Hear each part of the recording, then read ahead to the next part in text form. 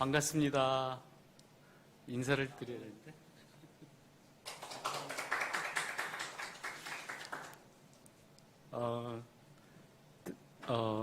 송도 좋은 교회 성도님들 반갑습니다. 제가 카메라를 보고 인사드리는 건 이제 지금 처음으로 그리고 마지막으로 제가 앉아 계신 우리 목사님들과 전도사님, 사모님 보면서 말씀을 전하도록 하겠습니다. 반갑습니다. 소개해 주신 대로 저는 이제 군복 입고 25년을 지냈는데 다행히 많은 분들이 군생활한 것 같지 않다고 그렇게 얘기를 해주셔서 참 기쁘게 생각했었습니다. 그러면서도 또 25년 동안의 그 군생활이 몸에 많이 이제 배어 있는 것 같아요. 시간 지키는 일이나 또 이렇게 약속 같은 거, 뭐 절도 있는 삶, 뭐 이런 것들은 아직도 그냥 이렇게 몸에 배어 있는 것 같습니다. 저는 사형제 중에 마지막으로 태어났는데 사형제들이 먼저 신앙생활을 시작했고 제가 10살 때, 저는 마지막 막내인데 제가 10살 때 부모님들이 홍수를 만나서 집이 잠기게 되었는데 피난 간 곳이 교회였어요. 그래서 그때부터 신앙생활이 시작이 되셔서 제가 5학년 정도 되면서부터는 어머님이 이제 은혜를 받기 시작하시고 기도를 하기 시작하셨습니다. 그때가 한 40살 정도 되셨을 때인데 그러면서 87세 제가 선교 나가기 직전 선교 나가겠습니다 하니까 천국에 빨리 데려가 달라고 기도를 3개월 하시고 기도 응답 받으시고 이제 10월 12일에 선교 나가기 4개월 전에 먼저 천국을 87세에 가셨습니다. 40년 동안 예배당에서 주무셨어요. 주무시고 기도하시고 주무시고 기도하시고 이렇게 그나마 이렇게 갇혀진 예배당에서는 한 10년 정도 보내신 것 같고 그 전에 한 30년 정도는 슬레이트 지붕에 그 벽돌로 지은 건물 여름 되면 바깥 온도보다 훨씬 더 뜨거워지고 겨울 되면 말도 못하게 추운 그곳에서 한 10년 철야를 하시기도 하시고 그 다음에 상가교회도 마찬가지로 엄청 더운데 에어컨 틀 수도 없고 하는 그런 곳에서 또 한 10년 그렇게 40, 50대, 60대를 그렇게 보내시고 그 어머님 기도 덕분에 제가 오늘날까지 평탄하게 그렇게 주의 길 안에 거하고 있습니다. 오늘 이곳에 저를 서게 하신 분은 우리 이동구 목사님이세요. 이동구 목사님을 80년도 겨울에 처음 만난 것 같은데 예수전도단 전도학교에서 그 YM하고 합해지기 전입니다. 그때부터 만나서 한 5, 6년 정도는 뭐 너무 거의 매일 보다시피 그렇게 열심히 제가 선교훈련 받아야 되겠다 해가지고 쫓아다녔던 정말 20대 초반에 정말 황금 같은 시간들을 그 예수전도단 통해서 많은 것들을 배우고 지금까지 삶의 기둥으로 이제 붙잡고 있는 그런 가치들이 그때 이제 배웠죠. 26세 목사 안수를 받고 27의 군대를 들어갔어요. 군목으로, 군종 목사로.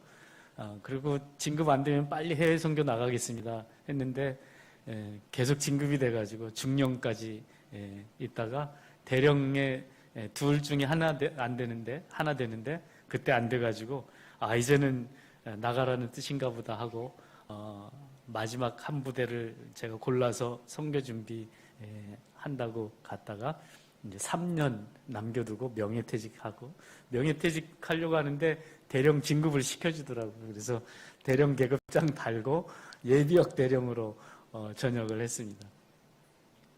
그리고 총회 파송 선교사 훈련을 한 달 받고 그게 2011년도 1월 달입니다.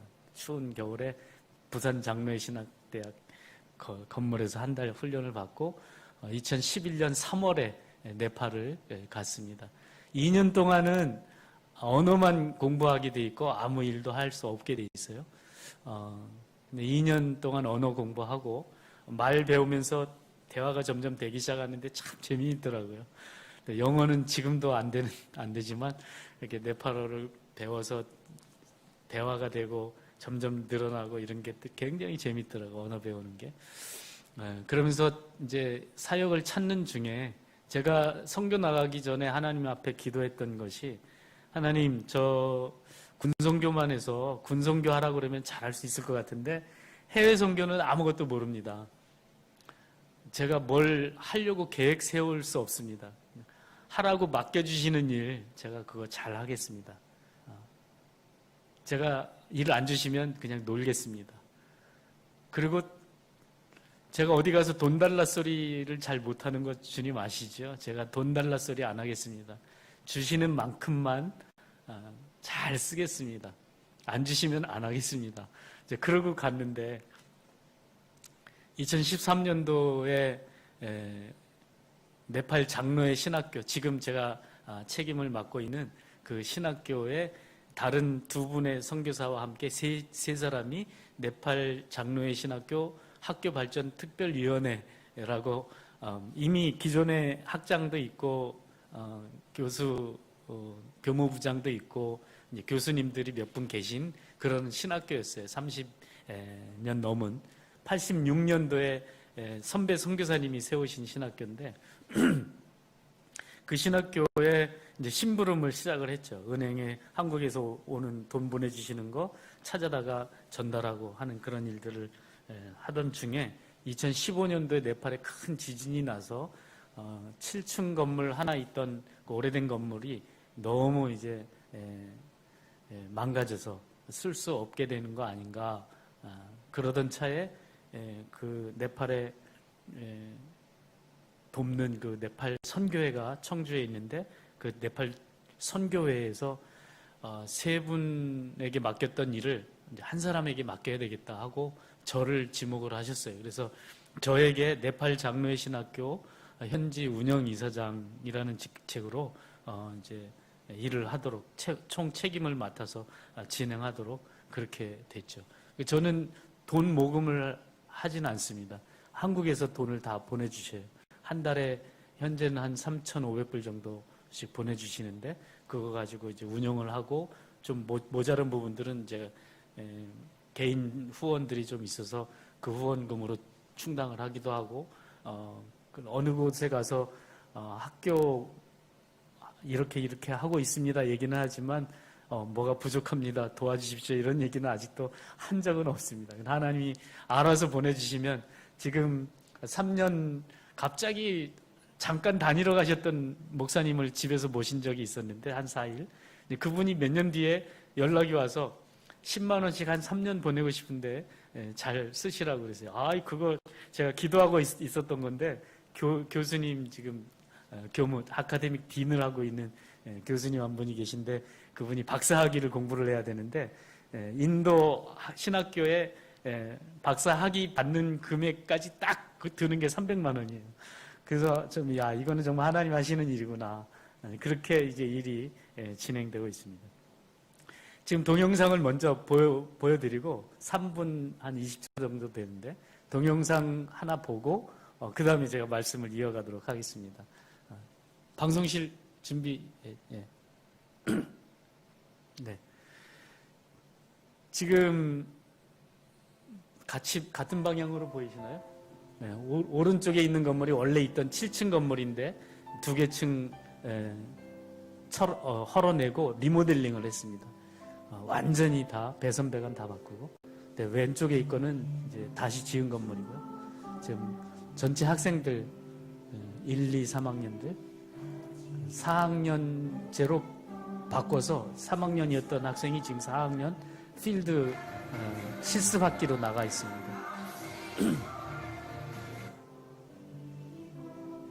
새로 지은 건물 3층에 예배당 강당입니다. 작년에 조치원의 세상의 빛 교회 청년들이 단기 선교 왔던 거고요. 지난 여름부터 다녀가신 이제 손님들, 강의하러 오신 한국 교수님들, 미국 교수님들,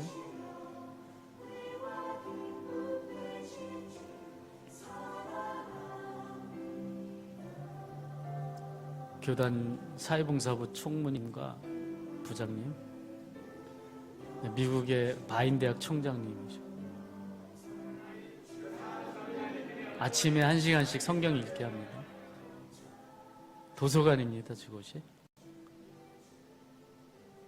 책은 한 6, 7천 권 정도 이용합니다. 부족한 거는 전자도서로 이용합니다.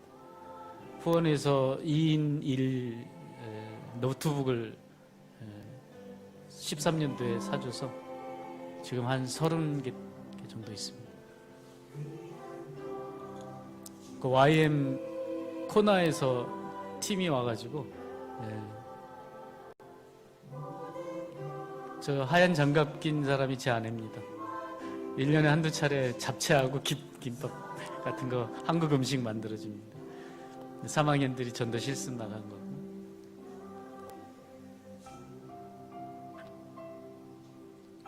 가을 운동회 조금씩 생기는 물건들 다 모아서 저때 한꺼번에 풀어냅니다.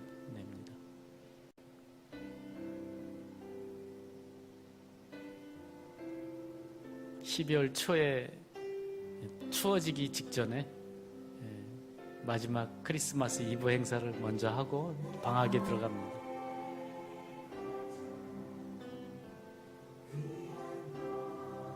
목회자 교육이고 저렇게 하고 이제 방학이 되어서 한국에 잠시 들어왔었는데 아이들 손주들이 생겼습니다. 손주 보고 다시 2월에 들어갔는데 한국이 막 심각해질 때 네팔은 확진자가 1명이었거든요. 근데 그게 갑자기 이제 봉쇄가 시작이 되면서 학교가 중단이 되게 되고 지금 온라인으로 지금 수업하고 있습니다. 네. 감사합니다. 잘 보셨나요?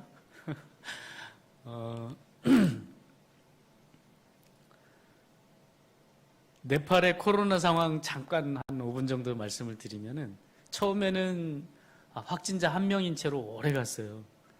한국이 막 2월 달에 엄청나게 폭발적으로 증가할 때 한국에 일하고 있던 네팔 사람들이 네팔로 도망갔거든요. 여기 코로나를 피해서. 그런데 3월 21일부터 학교 전체 모든 학교 다 이제 문을 닫게 해가지고 우리 신학생들도 다 집으로 돌려보냈고 24일부터 이제 록다운이 시작이 됐습니다. 한국에 록다운 경험이 없기 때문에 3.0보다 훨씬 심해요. 지금 지난 월요일부터 2.5인가 시작이 됐는데 아예 집 밖에를 못 나가게 해요. 집 밖에.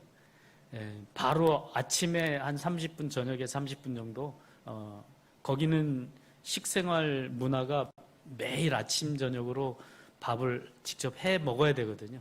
그리고 야채를 사야 되고 그래서 아침 저녁으로 그 야채 살 시간만 집 제일 가까운 곳에 가게까지만 허용을 하고 일체 모든 택시 모든 교통수단 올스톱입니다. 올스톱.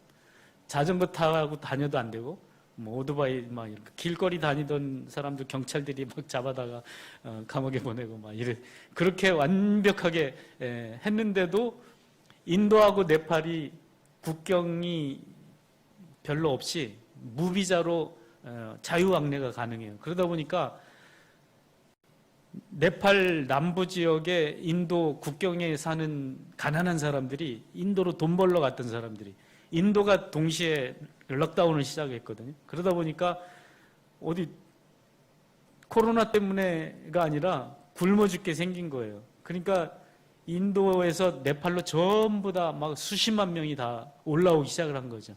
그러면서 코로나가 확산되기 시작을 했어요.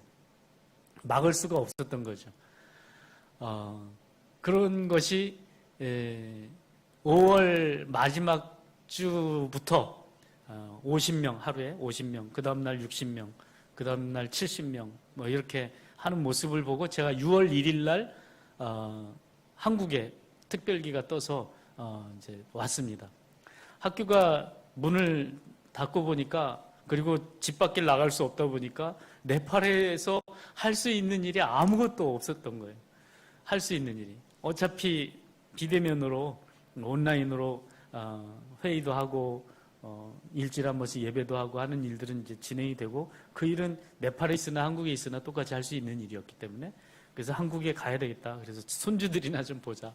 근데 한국은 이제 좀 잠잠해져서 왕래를 할 수 있고 하니까 손주가 손자 아들이 작년 10월 말하고 12월 말에 친손자 외손자가 태어났어요. 그래서 손자들 볼 희망을 놓고 있다가 코로나 덕분에 이제 손자들 지금 일주일에 한두 번씩 실컷 보고 있습니다. 그래서 한국에 왔는데 그 다음에 네팔이 지금 막 엄청나게 많이 생겨서 6월 셋째 주 정도에는 한국보다 많아졌고, 그다음에 지금은 한 3, 4만 명 정도 되는 것 같습니다. 그리고 하루에 800명, 900명씩 지금 계속 나오고 있고, 카투만두만 해도 한 3, 400명씩 지금 나오고 있어요. 이렇게 심해지는데 문을 닫을 수가 없잖아요. 굶어 죽게 생겼으니까. 굶어 죽는 사람이 더 많아지게 생겼어요, 지금. 그러니까 이번 주 지나면 다음 주부터는 국제선도 공항을 연다 그래요. 국제선이 열리면은 더 심각해질 텐데, 아무튼 어떻게 될지 종잡을 수가 없습니다. 그런 상황이 있어요. 그래서 네팔의 선교사님들이 한 300명 정도 계셨었는데 지금 3분의 1 정도만 남아 계신 것 같고, 많이 다 나오셨는데, 나와서 또 한 3, 4개월 지금 6월 달에 많이 나왔으니까 6, 7, 8 3개월 지났잖아요. 그래서 어떻게든지 네팔을 들어가시려고들 애를 쓰는데 모르겠습니다. 저 같은 경우는 들어가도 대면에서 할 수 있는 일이 여전히 없기 때문에 여기서 계속 일을 보다가 뭔가를 좀 안정이 되면 들어가야 되겠다는 생각을 하는데 돈 버는 일이나 뭐 이런 것 이상 없이 잘 진행되고 있고요. 많은 시간을 그냥 놀고만 있을 수가 없어서 하나님이 또 새로운 길을 여실 수도 있으니까 준비라도 해야 되겠다 해서 서울 사이버대학에 3학년으로 편입을 했어요. 그래서 월요일부터 수업을 지금 받기 시작을 했습니다. 거기 2년 동안 70학점을 이수를 하면 한국어 교원 2급 자격증이 나오고 다문화사회 전문가 2급 수료증이 나온다 그래요. 그래서 한국에 나와 있는 외국인들, 그 중에 특히 네팔 분들 지금 한 4, 5만 명 정도 된다고 하는데 앞으로 점점 많아질 거라고 예측들 하고 있으니까 지금 외국인 다문화 이주민 숫자가 한 100만 명 정도 좀 넘나 봐요. 근데 250만 앞으로 25년 2050년 정도 가면은 한 500만 명까지도 예측을 하더라고요. 수업 시간 1시간 들었는데 거기 내용들이 벌써 나왔어요. 그러면은 인구의 거의 10%가 외국인이라 이제 더 이상 단일 민족 얘기는 못 합니다. 유나이티드 코리아가 되는 상황이에요. 그래서 앞으로 어떻게 될지는 모르겠고 현재 네팔 장로의 신학교 일들은 감당할 수 있는 만큼 하다가 맥시멈 한 2년 정도로 개인적으로 생각하고 있는데 그 다음에는 다른 분에게 맡기든지 회에 맡기든지 그렇게 해야 될 것 같습니다. 현재 39명이 공부하고 있는데 처음에 온라인 수업을 시작해 보니까 한 60% 정도밖에 못 들어왔어요. 전부 시골에서 온 아이들이라 이렇게 골짜기에 인터넷 환경이 안 좋기도 하고 그 다음에 폰이 없기도 하고 또 폰이 있어도 네트워크 비용이 들어가니까 또 비용 마련이 어렵기도 하고. 그래서 한 2주 전에 1인당 10,000원 정도를 줬어요. 네트워크 그 비용을 좀 사라고. 그랬더니 놀랍게도 거의 한 학년에 한두 명만 빼고 다 수업에 지금 참석 중입니다. 그래서 너무 감사한 일이고요. 그래서 계속 진행이 될 것 같습니다. 1학년 신입생도 지금 온라인으로 모집이 되어서 이번 주 내일 모레 월요일부터 이제 1학년 수업이 시작이 되는데 저는 이제 제자훈련 과목을 3학점짜리를 하고 있거든요. 저도 지금 준비하고 있습니다. 네팔의 교회가 최근 한 10년, 15년 사이에 세계 복음화율 1위 국가예요, 네팔이. 그 네팔 지형이 이렇게 우리나라 강원도하고 비슷하거든요. 네팔 전체가 길다랗게 생겼는데 아래쪽은 평지이고 중산간 지역에 2,000m에서 전으로 사람들이 많이 살고 있고 그 다음에 한 3,000m 이상에도 일부가 살지만 5,000m 아래는 산이라고 안 합니다. 6,000m 이상 하얀 눈이 있어야 그것을 산이라고 그래요. 히말라야, 눈의 집이라는 뜻인데 그래서 이 지형에 사람들이 많이 사는 곳이 전부 이렇게 산으로 되어 있기 때문에 도시 지역에 교회가 하나 생기면 골짜기에서 사람들이 막 다 옵니다. 전도가 돼서. 그러면 한두 시간 거리에서 걸어오던 그 마을에 두세 가정이 생기면 거기에 교회가 시작이 돼요.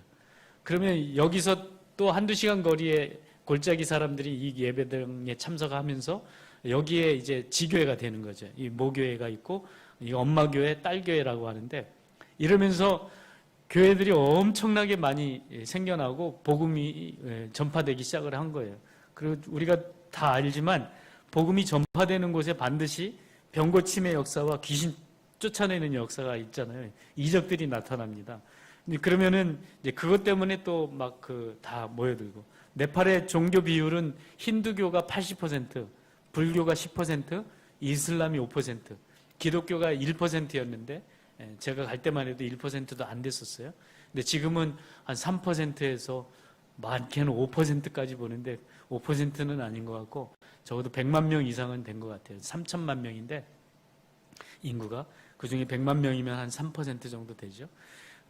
지금 그렇게 막 확산되고 있는데 문제는 뭐냐면 이렇게 교회들이 늘어나고 있는 거에 따라서 목회자 숫자가 이게 따라가지를 못하는 거예요. 그래서 이 평신도들을 그냥 막 목사 안수를 줘봐요. 이 독립교회 같은 체제인데 이 담임 목사님이 이 개척한 교회 평신도로 세웠던 목사님들 뭐 공부도 거의 못했죠. 시골에 계신 분들이니까 뭐 3학년, 4학년, 뭐 중퇴도 있고 겨우 초등학교 마친 분들도 있고 그 대부분이 그런 목회자들에게 목사 안수를 주고 막 그렇게 진행이 되기 때문에 굉장히 목회자 교육이 너무 절실한 상황이고 그런 가운데 신학교 교육은 뭐 더더욱 없이 중요한 교육 선교죠.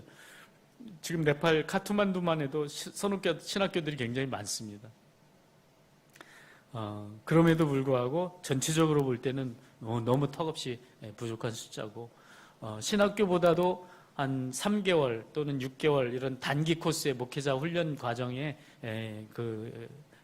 그런 작은 성경학교들이 굉장히 많은데 그런 곳들도 너무 많이 필요한 상태고요. 네팔 이제 상황은 이제 갈수록 그렇게 될 겁니다. 그런데 재작년부터 복음 헌법에 전도금지법 그리고 개종금지법이 명시가 됐어요. 종교의 자유는 명시가 됐는데 그 하위법으로 전도해서는 안 된다. 그 다음에 개종해서는 안 된다.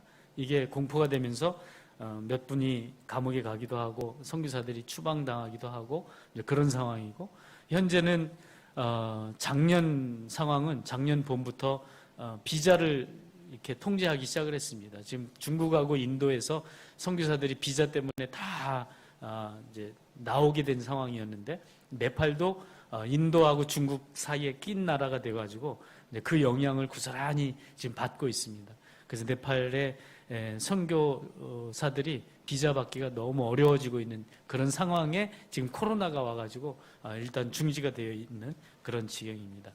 그래서 네팔을 위해서 기도하실 때에는 목회자들 그리고 신학교들을 위해서 더 많은 숫자가 더 많은 목회자들이 양육이 돼야 될 것이고 그리고 잘 교육받은 목회자들이 나와야 될 것이고 그리고 선교사들이 비자 받는 일에 어려움이 없게 되도록 제도적인 보장이 네팔 정치 하시는 분들로부터 생겨나게 되도록 그렇게 두 가지 굉장히 중요한 기도 제목입니다.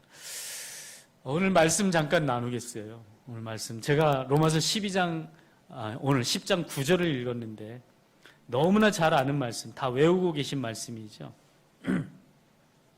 네가 만일 내 입으로 예수를 주로 시인하며, 시인한다는 말이 입으로만 한다는 얘기가 아니고 정말 고백한다는 얘기죠. 또 하나님께서 그를 죽은 자 가운데서 살리신 것을 내 마음에 믿으면, 하나님께서 예수를 부활시킨 것을 내 마음에 믿으면 구원을 받으리라. 뒤에 부활 관련된 말씀은 시간 관계상 드리기 어렵고 그 앞에 있는 예수를 주로 이 말씀 가지고 좀 나누려고 해요. 크리스찬들이 반드시 해야 되는 신앙의 고백 두 가지. 한 가지는 예수님 나의 구세주이십니다. 예수님 나를 구원하신 분입니다. 나는 구원받았습니다. 나는 지금 죽어도 천국 갑니다. 나는 하나님의 자녀가 되었습니다. 나는 예수 믿습니다. 예수님을 구세주로 믿습니다. 이 고백 첫 번째 고백입니다. 예수님은 나의 구세주이십니다. Jesus is my savior. 주님 나의 구세주이십니다. 이거 한국 사람들이 너무 많이 잘 고백해요. 예수님 나의 구세주이십니다. 한국 교인들, 한국 성도님들이 너무나 잘 고백하는 내용이에요. 또 한 가지 고백은 예수님 나의 주인이십니다. 예수님 나의 삶의 주인이십니다. 이 고백을 잘 하죠. 찬송할 때, 기도할 때, 예배당 안에서 너무 많이 잘합니다. 예수님 나의 주인이십니다.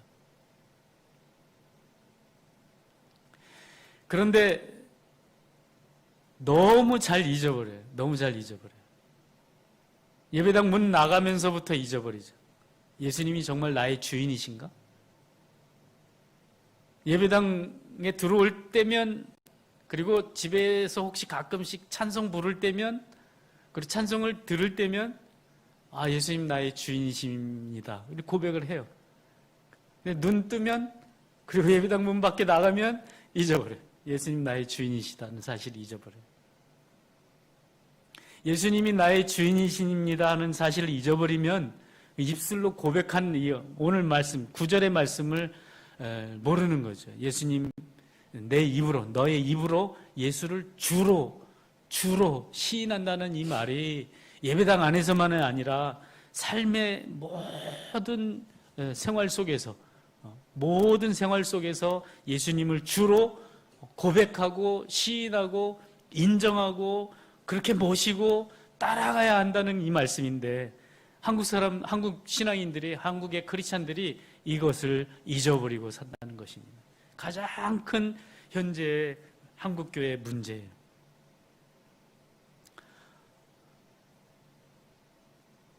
예배 드리는 것 때문에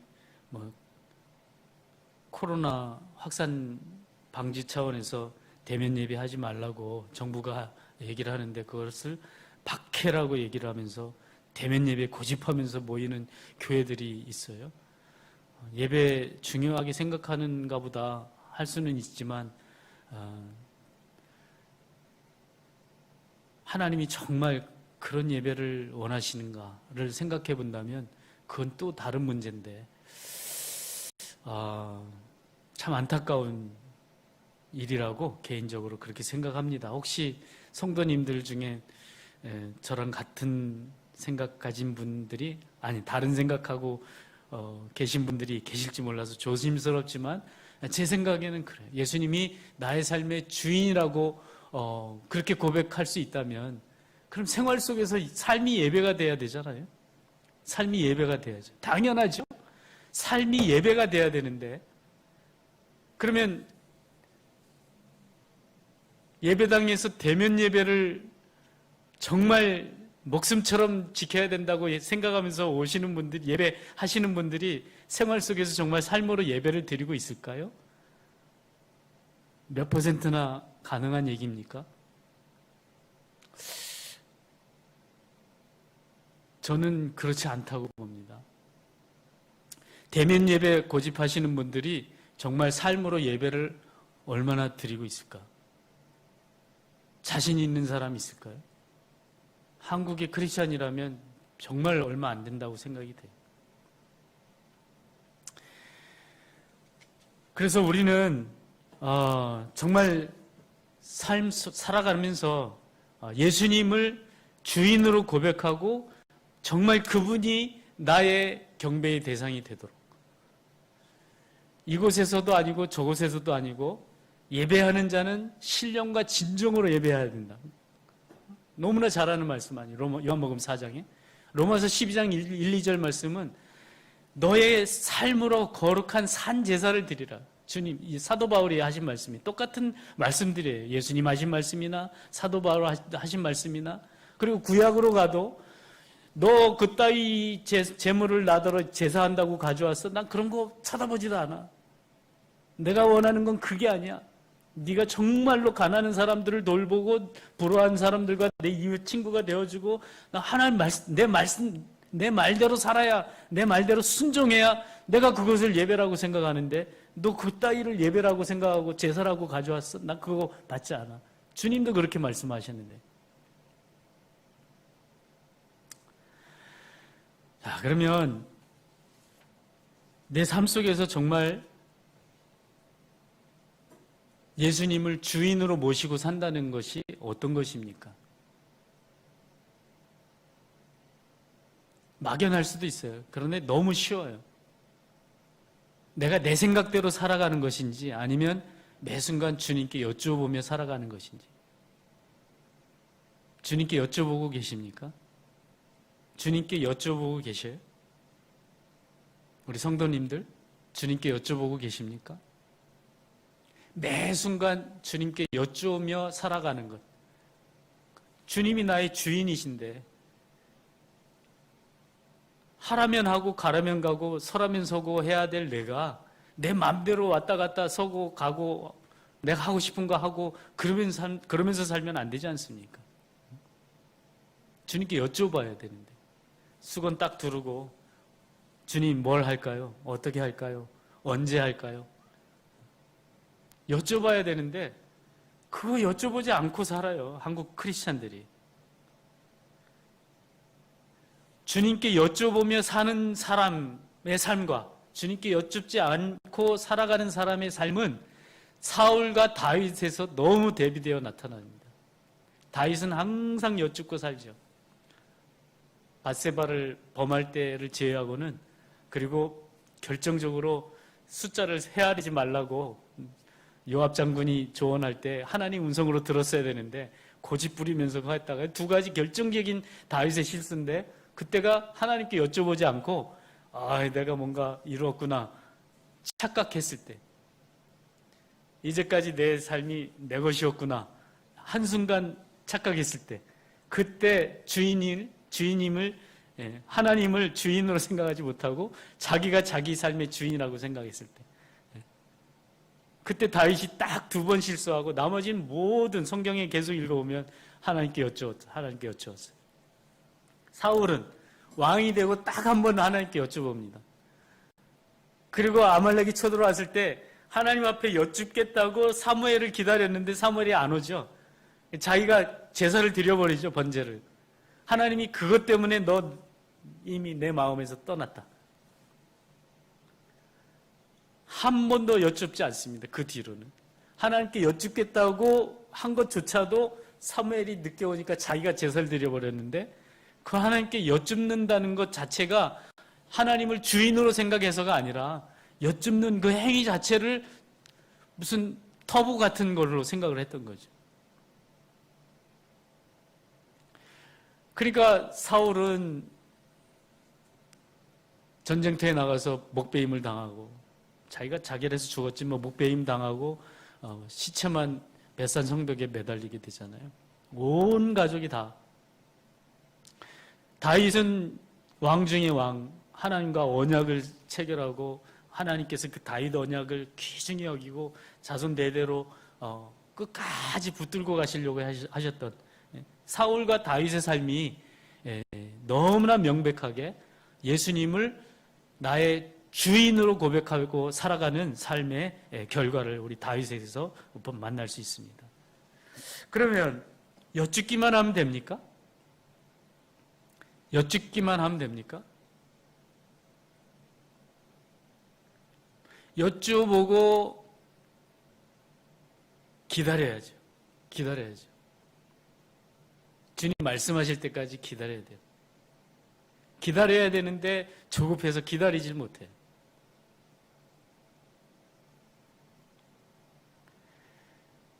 어려운 일, 힘든 일, 이렇게 코로나 바이러스 같은 이런 일들 이렇게 만나게 되면 불안해지기 시작하죠. 초조해지고 불안해지고 조바심 생기고 어떻게 해야 되나. 그러다가 막 이 일 저 일 막 하게 됩니다. 멈춰 서야 할 때는 멈춰 서야 되는데 뭐 선교 지금 해외 선교를 멈추라고 하신 것 같아요. 잠시 멈춰서 그럼 준비해야죠. 하나님이 어떻게 해서든지 일을 하실 것이고 또 필요한 사람들 보내실 것이니까. 그런데 우리의 문제점은 기다릴 줄 모른다는데 또 있습니다. 여쭈을 줄 모른다는 것. 하나님께 여쭈을 줄 모른다는 것과 여쭙고 나서도 기다릴 줄 모른다는 것. 그것이 우리 크리스찬들의, 한국 크리스찬들의 가장 큰 문제인 것입니다. 모세가 자기가 뭔가 자기 힘으로 해보려고 주먹질 한번 했다가 40년을 기다리게 됐잖아요. 40년. 요셉은 17살 때 꿈을 꿨는데 이제나 저제나 언제 하나님께서 일을 이루실 것인가 잘 기다렸어요. 노예 생활, 노예로 팔려갔으면서도 거기서도 열심히 충성되게 성실과 정직하게 자기 맡은 바 일을 하다 결국에 아무 죄 없이 감옥에 갔지만 거기서도 원망불평했다는 소리 아무도 한 번도 안 나오잖아요. 원망불평 없이 또 잠자코 기다렸다. 결국에 30살에 하나님께서 13년 만에 높이 들어 쓰셔서 응답하시고 일을 맡기시고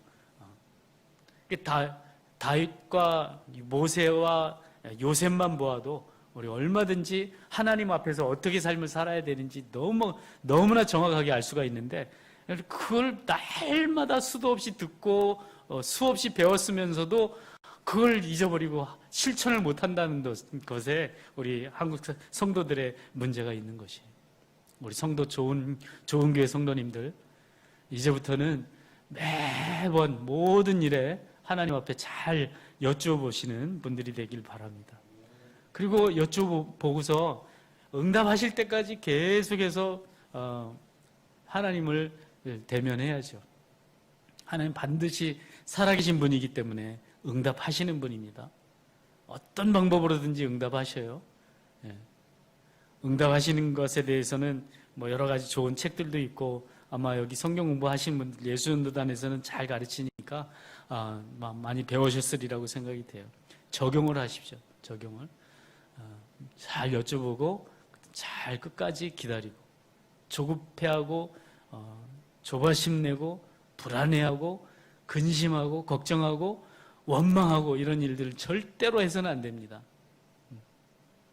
모세가 40년을 그 광야에서 기다렸던 것처럼 끝까지 기다리다 보면 하나님께서 확실하게 응답하실 때가 있어요. 그럴 때는 무조건 멈춤 없이 즉시 기쁘게 온전하게 순종해야지. 순종. 응답이 왔다 싶을 때는 그냥 순종할 수 있어야 됩니다. 성도 여러분 모두가 잘 여쭤보고 잘 끝까지 기다리고 무조건 순종하고 그렇게 해서 마지막 때, 코로나 마지막 때 같습니다. 정말 앞으로 더 심해지면 심해졌지 이전으로 돌아갈 수는 없다고 하는데 이 마지막 때 주님 다시 오실 날이 얼마 남지 않은 이때 정말 하나님께서 귀히 여기시고 일 맡기시고 사용하시는 하나님께 온전히 쓰임받는 그런 성도 좋은 교회 성도님들 되시기를 주의 이름으로 축원합니다.